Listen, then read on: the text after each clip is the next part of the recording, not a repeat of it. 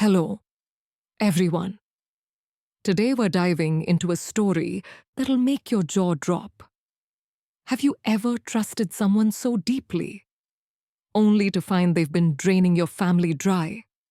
That's my reality. I'm the daughter-in-law who uncovered my mother-in-law's secret. She was siphoning our savings, and I'm exposing it all. Was it greed or desperation? Stick around to find out the truth. It started innocently enough. My husband, Mark, and I had been married for 5 years, building a life together in a cozy suburban home. His mother, Linda, was a constant presence, always offering advice, always in our business. She'd drop by unannounced, her smile warm but her eyes sharp, like she was tallying our every move. I brushed it off as typical mother-in-law behavior. After all, she'd raised Mark alone after his dad passed, and he adored her. How could I complain about a woman who seemed so devoted? But something felt off. Our savings account, the one we'd painstakingly built for our future, started shrinking. At first, I thought it was us maybe overspending on groceries or that new couch. But the numbers didn't add up. I'd check our bank statements late at night, my heart racing as I saw withdrawals I couldn't explain. 500 here, 1,000 there. No receipts, no explanations. Mark shrugged it off, saying, "Mum might have needed help. She's on a fixed income." I nodded, but doubt gnawed at me. Linda's visits grew more frequent.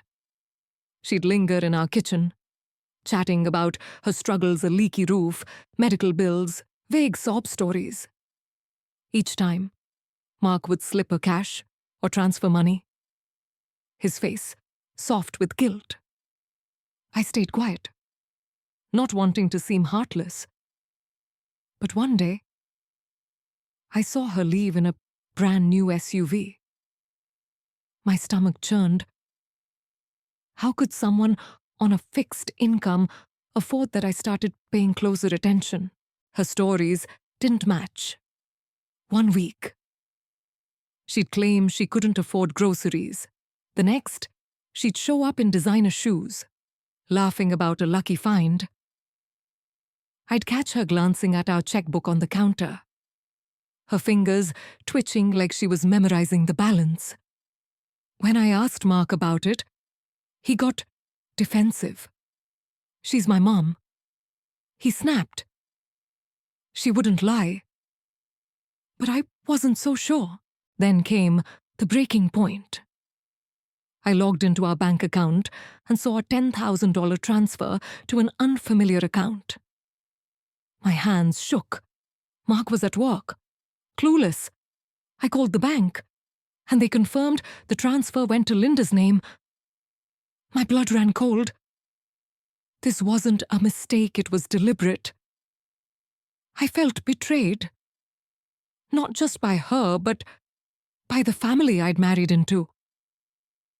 Why was she doing this? And how long had it been going on? I started digging. I pulled up old statements, cross-referencing dates with her visits. The pattern was clear every time she came over. Money vanished. Small amounts at first, then bolder withdrawals. I found a notebook she'd left behind once, filled with numbers, our account balances, our mortgage details. It was like she was running a ledger on us. My heart pounded. Was this greed? Or was she in some kind of trouble? I couldn't confront her yet. I needed proof. Something undeniable. But the weight of it was crushing me. Mark noticed my distance and asked, "What's wrong?" I wanted to scream. "Your mom's stealing from us?" But I held back. If I was wrong, I'd ruin everything. If I was right, it'd break his heart. Either way, our family was on the edge of unraveling. What would you do? Discover your mother-in-law's hiding something this big? I was torn between loyalty and truth, but I couldn't ignore it anymore. The deeper I went, the more I realized this wasn't just about money. It was about control, trust, and a family secret I was about to blow wide open. Stay with me. Because what I found next will shock you. The suspicion was eating me alive.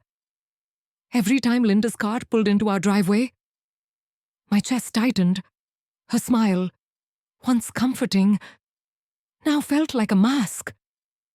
Our family's savings were dwindling, and I couldn't shake the feeling that she was behind it. Mark, bless his heart, was blind to it. He'd always say, "Mom's just Mom," as if that explained everything. But the numbers didn't lie. And I was done ignoring them. I started watching her closer. She'd breeze into our house, all charm and chatter, but her eyes darted to our mail pile, our laptop, anything with financial details. One afternoon, she helped with dishes while I was upstairs. When I came down, our bank app was open on my phone. I hadn't touched it. My pulse raced, but I played it cool, asking, "Linda, did you need something?" She laughed it off, saying she'd bumped the screen. I didn't buy it. Our finances were a mess. We'd planned to buy a bigger house, maybe start a family. But every month, our savings goal slipped further away. I'd lie awake at night, scrolling through transactions on my phone, trying to piece it together. There were transfers to accounts I didn't recognize, always just small enough to avoid suspicion. Mark thought it was normal family help. "She's struggling," he'd say. But struggling people don't buy $300 handbags. I tried talking to him. One evening, over dinner, I said, "Mark, don't you think it's weird how much money's going to your mom?" His fork froze midair. "She's family," he said, voice sharp. "You don't get it. She raised me alone." I bit my tongue. He was right about one thing. I didn't get it. Not yet. But I was starting to see a pattern. And it wasn't about a struggling widow. Linda's stories kept changing. She'd cry about a broken furnace one day, then show up with a new smartwatch the next. I started keeping a mental log. Once, she mentioned a charity donation she couldn't afford.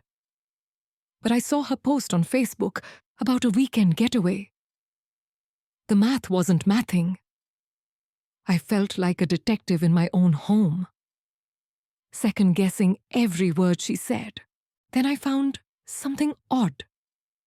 While cleaning, I stumbled on an old envelope tucked in a drawer, Linda's handwriting, listing our utility bills, our car payment, even our grocery budget. Why was she tracking our expenses? I showed Mark, hoping he'd see what I saw. He just shrugged. She's organized. So what I wanted to scream, organized or obsessed, the tension was suffocating. Family dinners became a performance. Linda would gush about how blessed she was to have us, while I sat there, forcing a smile, knowing she was bleeding us dry. I started locking our financial dogs in a safe. But it felt like locking the barn after the horse was gone. How much had she taken already? And why? I asked myself. What's her endgame? Was she in debt? Hiding some addiction? Or just greedy? I needed answers. But confronting her felt like betraying Mark. He'd always been her defender, her little boy. If I pushed too hard, I'd lose him.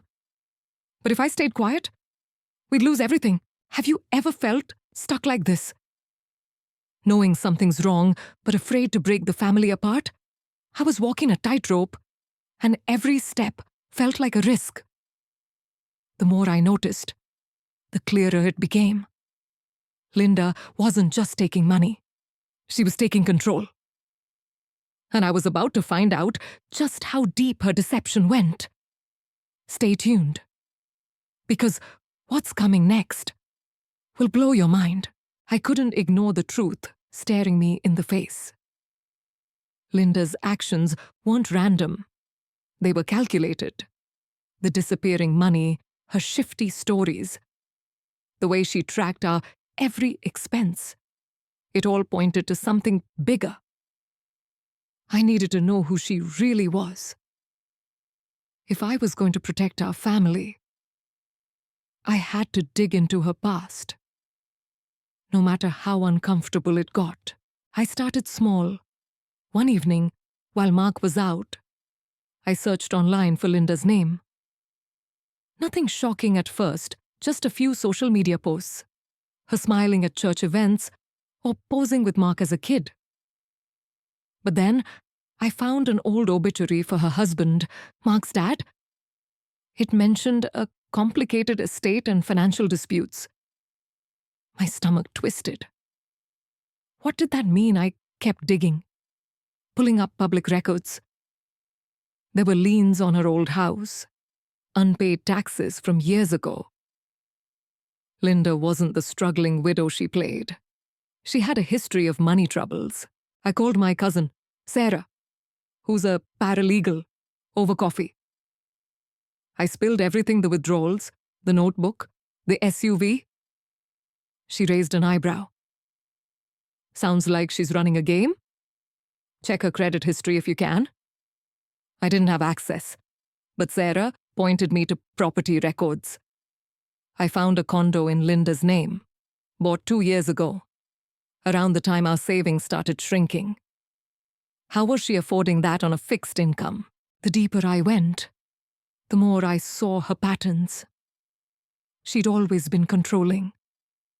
Mark told me stories of his childhood, how she'd guilt him into giving up his allowance for her emergencies. He thought it was normal, but I saw it for what it was: manipulation. She trained him to put her first, and now she was doing it to us. I found an old letter she'd sent Mark, urging him to take care of family and share the blessings. It read like a script. Not love. I started talking to neighbors, casually. One, Mrs. Carter, had known Linda for decades. "Oh, she's always been clever with money," she said, her tone hinting at something darker. "Got her sister's inheritance tied up in court once." My blood ran cold. Linda had a sister, Mark. Never mentioned her. I tracked down the sister, Ellen, through a mutual friend, over the phone. Ellen was guarded but blunt. Linda's greedy. She'll bleed you dry and call it love. She hung up before I could ask more. Every clue painted a picture of a woman obsessed with control. I found a second bank account in her name, linked to one of our transfers. It had thousands, our thousands. My hands shook as I printed the statement. This wasn't about need. It was about power. She wasn't in trouble. She was building a nest egg at our expense. But I still needed more. I remembered a box of old documents in our attic. Stuff Linda had given Mark years ago. Late one night, I climbed up, flashlight in hand. The box was a gold mine loan agreements, cancelled checks. Even a letter from a lawyer warning her about mismanaging funds. It was like she'd been running scams her whole life. One document mentioned a trust fund for Mark, set up by his dad. My heart sank. Had she drained that too? What would you do with all this? I was holding dynamite proof that could destroy our family or save it. But I was scared. If I showed Mark, he might hate me. If I didn't, we'd keep hemorrhaging money. The truth was heavy, and I was carrying it alone. Linda's past was a maze of lies, and I was only halfway through. Stick with me. Because what I found next turned everything upside down. I was sitting on a powder keg of evidence. But it meant nothing if I couldn't get Mark on my side. Linda's grip on him was ironclad. And I knew confronting him about her would be like walking into a minefield. Our marriage was already strained late-night arguments about money. My obsession with his mom. But I couldn't keep this to myself anymore. The truth about Linda's financial schemes was burning a hole in my heart. And I had to make him see it.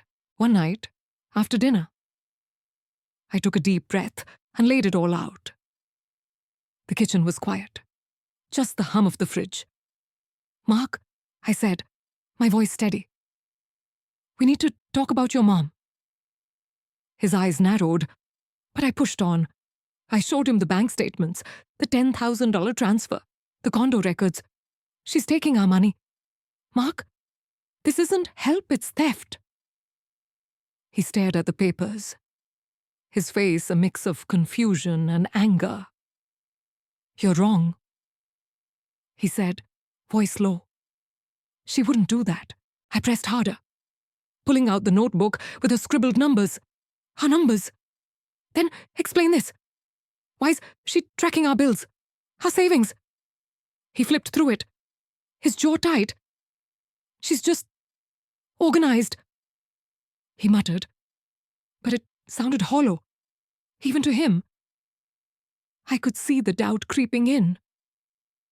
But he wasn't ready to face it. "You're blowing this out of proportion," he snapped, shoving the papers back at me. "She's my mom." The fight escalated fast. I raised my voice, something I rarely did. "Mark, she bought a condo with what money ours?" He stood up, chair scraping the floor. "You're calling her a thief after everything she's done for me." His words stung, but I didn't back down. "Yes, I am. And if you don't see it, we're going to lose everything." He stormed out, slamming the door. I sat there, shaking, wondering if I'd just broken us. For days, we barely spoke. Mark slept on the couch, his silence louder than any argument. I felt like the villain, tearing apart his image of his mom, but I couldn't unsee the truth. I kept digging, hoping for something undeniable to snap him out of it. I found an email from Linda to Mark, buried in his old inbox, asking him to loan her $5,000 for emergencies. The date matched a withdrawal from our account. She'd never paid it back. I tried again, softer this time. One morning, over coffee, I slid the email across the table. "Mark, look at this. She's been doing this for years." He read it, his face pale. For the first time, he didn't argue. I didn't know." He whispered. I reached for his hand. "I'm not trying to hurt you. I just want us to be safe." He nodded, but his eyes were distant, like he was seeing his mom for the first time. What would you do if your spouse couldn't face the truth I was losing him to her lies? And it hurt more than the money. Mark started asking questions, small ones, like why Linda never mentioned the condo. But every step forward felt like a battle. I knew confronting her was next. But with Mark wavering, I was terrified. Our family was cracking, and I wasn't sure we'd survive what was coming. "Stay with me," because the next revelation will leave you speechless. The air in our house was thick with tension. But I couldn't stop now. Mark was finally starting to question his mom, and I had to keep pushing. The evidence was piling up: bank statements, property records, that damning notebook.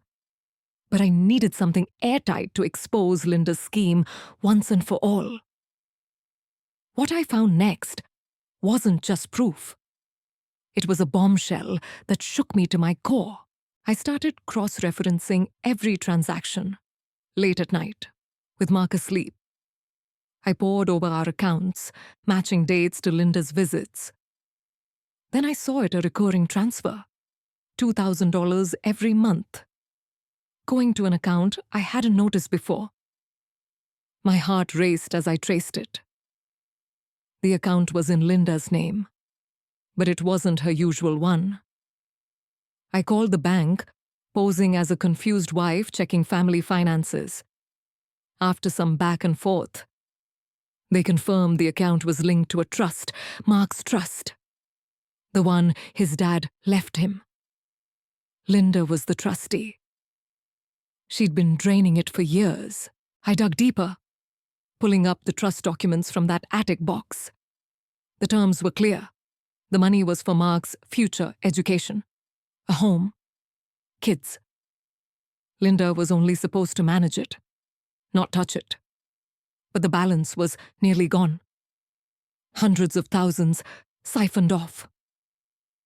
My hands shook as I read her signature on withdrawal forms, some forged with Mark's name. This wasn't petty cash grabs. This was systematic theft. I found more. Emails between Linda and a shady financial advisor, discussing creative ways to move money. One mentioned a retirement plan for her, funded by family assets, our assets. I printed everything, my stomach churning. She wasn't just greedy. She was building a secret empire on our dime. The condo, the SUV, those designer shoes, they weren't random splurges. They were trophies. I showed Mark the trust documents. He sat at the kitchen table, head in his hands, reading the numbers. "How could she?" he whispered. His voice broke, and I saw the boy, who trusted his mom completely, now shattered. I knelt beside him. "We'll fix this," I said, though I wasn't sure how. He nodded, but his eyes were hollow. For the first time, he was with me.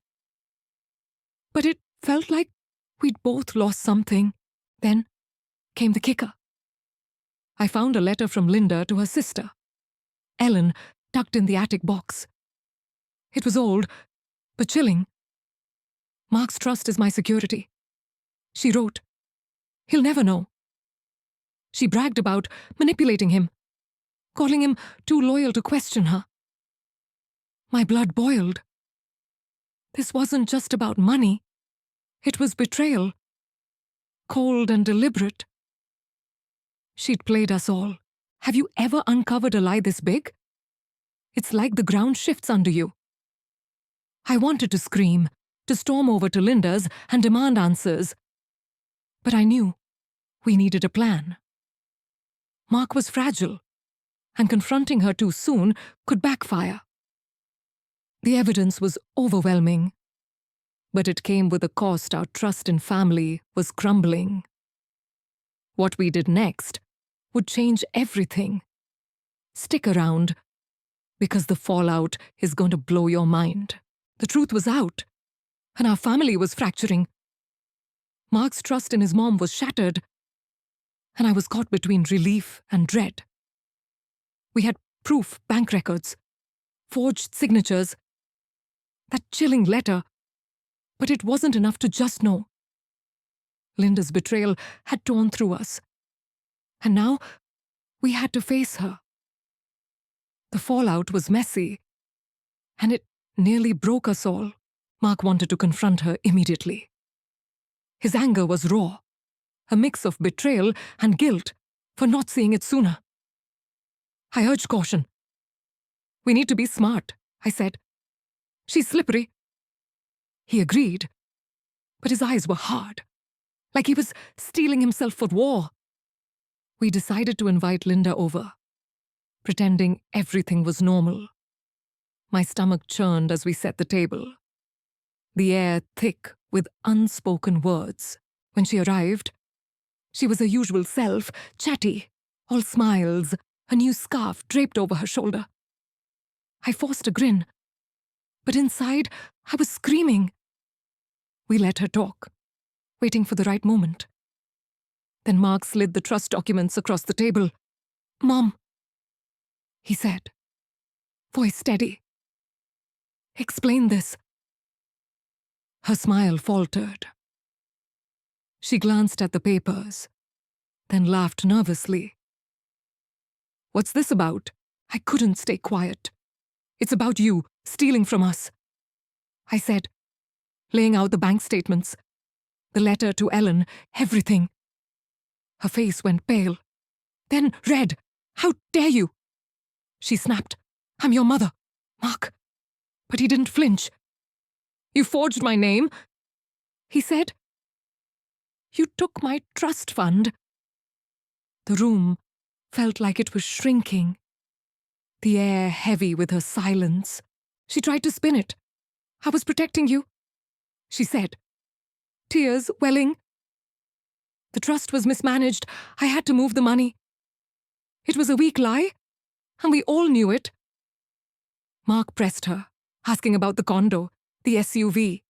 Her stories unraveled, each excuse flimsier than the last. Finally, she exploded. "You ungrateful brats, I raised you alone. Mark, I deserve this." The venom in her voice stunned me. This was the real Linda, unmasked. The argument spiraled. Mark shouted about betrayal. Linda screamed about sacrifice. I tried to stay calm, but my heart was pounding. Neighbors probably heard us, but I didn't care. When Linda stormed out, slamming the door, the silence was deafening. Mark sank into a chair, head in his hands. "She's gone," he whispered. I wasn't sure if he meant physically or something deeper. The family group chat blew up. Linda had called Mark's cousins, spinning a tale about us attacking her. Some believed her, others didn't. It was chaos. Relatives picking sides, old grudges resurfacing. Mark's aunt called, begging us to work it out. I wanted to scream. She stole from us, but I held back. We were already losing people we loved. What would you do when your family splits like this? We were reeling, caught between truth and loyalty. Mark was a wreck, torn between his mom and the facts. I felt guilty for pushing, but we couldn't go back. Linda's betrayal had cracked us open, and the pieces weren't fitting together anymore. The next steps would test us even more. Stay with me, because what we did next will shock you. The confrontation with Linda left us raw, but we couldn't stop there. Our savings were gutted. Mark's trust fund was nearly gone, and she was still spinning lies to the family. We had to protect what was left and hold her accountable, no matter the cost. It felt like betrayal to take action against her. But her betrayal of us was worse. This was about justice, and I was ready to fight. First, we secured our finances. I spent hours with the bank, freezing accounts and setting up alerts for any new activity. We changed passwords, locked down our credit, and moved what little savings we had to a new account Linda couldn't touch. It felt like building a fortress. But every step made me angrier. Why were we the ones scrambling? She'd done this. Yet, we were cleaning up her mess. Mark was hesitant, but agreed we needed legal help. We met with a lawyer, Ms. Carter, who specialized in financial fraud. I laid out everything: bank statements, the forged trust documents, Linda's letter to Ellen. Ms. Carter's face was grim. "This is serious," she said. "You've got a strong case for embezzlement." Hearing that word embezzlement hit hard. Mark stared at the floor, like he was picturing his mom in handcuffs. I squeezed his hand, but he barely responded. The lawyer suggested freezing the trust's remaining funds and filing a civil suit to recover what Linda took. She also warned us about criminal charges. "If you go that route," she said, "it's public. Family drama becomes a courtroom spectacle." Mark flinched. I could see the war in his head, love for his mom versus the truth. "What would you do?" he asked me later, his voice small. I didn't have an easy answer. "We can't let her keep doing this," I said. "Not to us. Not to anyone else." We started gathering more evidence. I contacted Ellen, Linda's sister, again. She was reluctant, but shared details of Linda's past scams, how she'd borrowed from family, never repaying, always playing the victim. Ellen sent me old emails where Linda demanded money, calling it her due. It was chilling, like reading a playbook for manipulation. We also found a second property in Linda's name, a rental bringing in cash. Our cash, the family rift grew. Mark's cousins stopped talking to us, convinced we were greedy. Linda's sob story was working. She'd painted us as the villains. But a few relatives, like Aunt Clara, reached out quietly. "I always suspected," Clara admitted. "She did the same to my parents. It was validating. But it hurt. How had no one stopped her before?" We filed the civil suit. It was terrifying legal papers naming Linda, demanding repayment. The lawyer said it could take months, maybe years. But it was our best shot. Mark signed the documents, his hand shaking. "This feels wrong," he whispered. I nodded. But deep down, I knew it was right. Linda had left us no choice. Have you ever had to fight family for what's yours? It's a lonely road. We were protecting our future, but it felt like tearing our past apart. Linda's silence was deafening. No apologies. Just more lies. The legal battle was just beginning, and it would test us in ways we never imagined. Stay with me, because the final chapter will leave you stunned. The lawsuit was filed, and our world felt like it was holding its breath. Linda's betrayal had gutted us financially, emotionally, but we were fighting back. Mark and I were trying to rebuild, but the scars of her actions ran deep. Every step forward felt like wading through quicksand. Yet we were learning hard truths about trust, greed, and what family really means. Linda didn't back down. She hired a lawyer, claiming we'd misunderstood her intentions. Her defense was a tangle of half-truths. She'd borrowed the money, she said, to secure Mark's future. It was infuriating, but the evidence was on our side. Bank records, forged signatures, and her own words in that letter to Ellen painted a clear picture. The judge froze her assets, including the condo and rental property, pending the case. For the first time, she looked scared. Her charm crumbling, Mark struggled most. He'd swing between anger and grief. Mourning the mom he thought he knew. One night, he broke down, clutching an old photo of them. How could she do this? He asked. I held him, my own heart heavy. Some people hide their greed behind love. I said, it wasn't enough. But it was true. We started therapy, both together and separately, to process the betrayal. It helped. Slowly, the family divide widened. Some relatives cut us off, buying Linda's victim act. Others, like Aunt Clara, supported us quietly, sharing their own stories of Linda's manipulations. It was a strange comfort, knowing we weren't alone. We leaned on friends too, who became our new family. They'd bring dinner, listen to our rants, remind us we were doing the right thing. Community held us together when blood ties failed. Financially, we were clawing back. The lawyer was optimistic about recovering some funds, though it'd take time. We downsized our dreams, no big house yet. Just a tighter budget and a focus on rebuilding trust.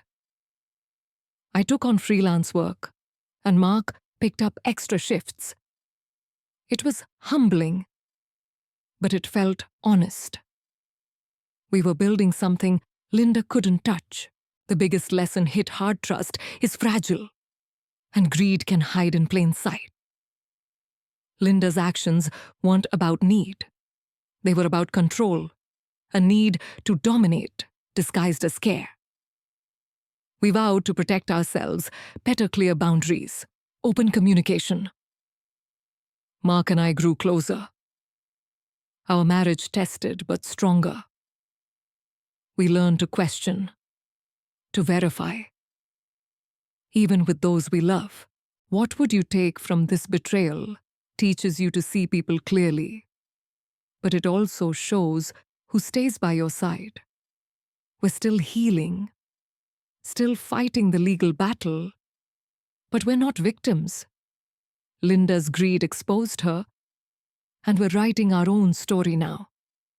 I hope you'll reflect on your own family dynamics, what's hidden behind the smiles. Share your thoughts below. And let's keep this conversation going. I uncovered my mother-in-law, Linda's financial exploitation, draining our savings and Mark's trust fund through calculated deceit. What began as suspicion-odd withdrawals, her lavish purchases unraveled into a web of forged signatures and secret accounts. Confronting her split our family, with relatives taking sides as we pursued a lawsuit. The betrayal cut deep, especially for Mark, who grappled with his mom's true nature. Therapy and support from friends helped us rebuild, teaching us to prioritize boundaries and trust. Linda's greed masked as love, exposed her, but also strengthened our resolve. We're still navigating the legal fight, but we've reclaimed our future. The story isn't just ours. It's a warning about hidden motives and a call to protect what matters. What would you do in our shoes?